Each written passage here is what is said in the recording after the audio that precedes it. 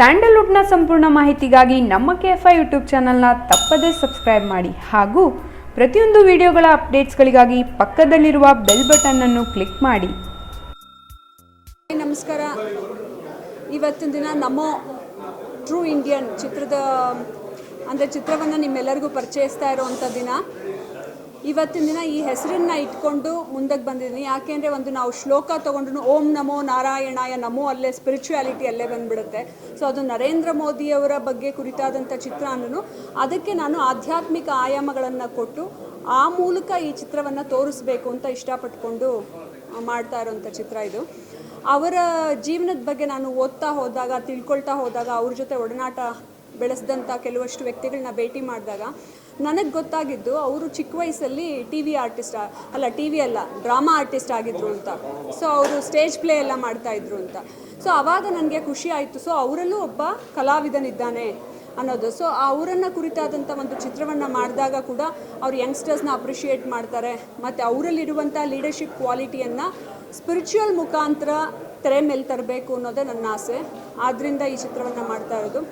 ಹಾಗೆ ಅವರ ಜೀವನದಲ್ಲಿ ಒಂದೊಂದೇ ಘಟ್ಟದಲ್ಲಿ ಅವರು ಪಟ್ಕೊಂಡ್ಬಂದಂಥ ಕಷ್ಟ, ಆ ಕಷ್ಟಗಳನ್ನು ಮೀರಿ ಬೆಳೆದಂಥ ರೀತಿ, ಅದ್ರ ಜೊತೆಗೆ ಅವ್ರಿಗಿದ್ದಂಥ ಜ್ಞಾನ ಮತ್ತು ಅವರೊಂದು ಡಿಗ್ರಿ ಮಾಡಬೇಕು ಅಂದಾಗಲೂ ಎಷ್ಟು ಕಷ್ಟಪಟ್ಟರು ಲೈಫಲ್ಲಿ. ಆಮೇಲೆ ಮಾಸ್ಟರ್ ಡಿಗ್ರಿ ಮಾಡಿಕೊಂಡ್ರು. ಮತ್ತು ಅವ್ರಿಗೆ ಚಿಕ್ಕ ವಯಸ್ಸಲ್ಲೇ ಮದುವೆ ಮಾಡಿದಾಗ್ಲೂ ಅವರು ಯಾಕೆ ಮನೆ ಬಿಟ್ಟು ಹೋದರು, ಆ ಮನೆ ಬಿಟ್ಟು ಹೋಗಿ 2 ವರ್ಷ ಏನು ಮಾಡಿದ್ರು.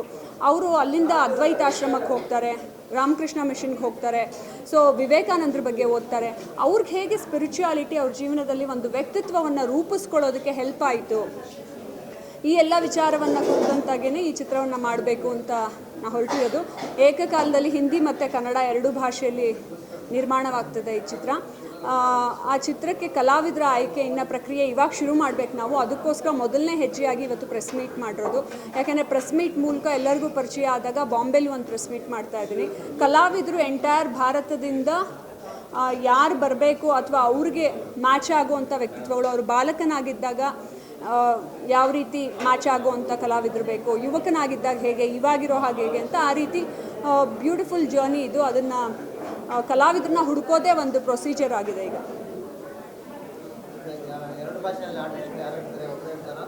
ಒಬ್ಬರೇ 2 ಭಾಷೆಗಳಲ್ಲಿ ನಿರ್ಮಾಣ ಆಗ್ತಾಯಿದ್ರು. ಕಲಾವಿದರೆಲ್ಲ ಒಬ್ಬರೇ ಇರ್ತಾರೆ.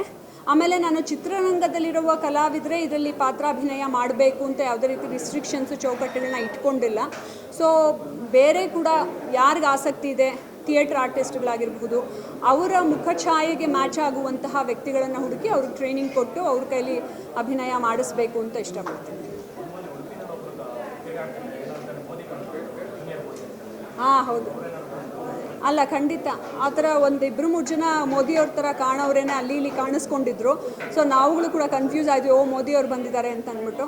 ಸೊ ಆ ಎಲ್ಲ ಕಲಾವಿದರಿಗೂ ಮೀಡಿಯಾ ಮೂಲಕ ಇವಾಗ ಇನ್ಫಾರ್ಮೇಷನ್ ತಲುಪಿದ ಮೇಲೆ ನಾನು ಒಂದು ವೆಬ್ಸೈಟಲ್ಲಿ ಎಲ್ಲವನ್ನು ಹಾಕ್ತೀನಿ, ನನ್ನ ಕಾಂಟ್ಯಾಕ್ಟ್ ನಂಬರಿಂದ ಹಿಡಿದು ಇಮೇಲ್ ID ಕೊಟ್ಟು. ಸೊ ಅಲ್ಲಿಗೆ ಅವರೆಲ್ಲರೂ ಅವರ ಅಪ್ಲಿಕೇಶನ್ ಫೋಟೋಸ್ನೆಲ್ಲ ಕಳಿಸಿದಾಗ ಅದರಲ್ಲಿ ಯಾರು ಅಂತ ಕಲಾವಿದರನ್ನ ಸೆಲೆಕ್ಟ್ ಮಾಡಿ ಆಯ್ಕೆ ಮಾಡಿಕೊಡ್ತೀನಿ.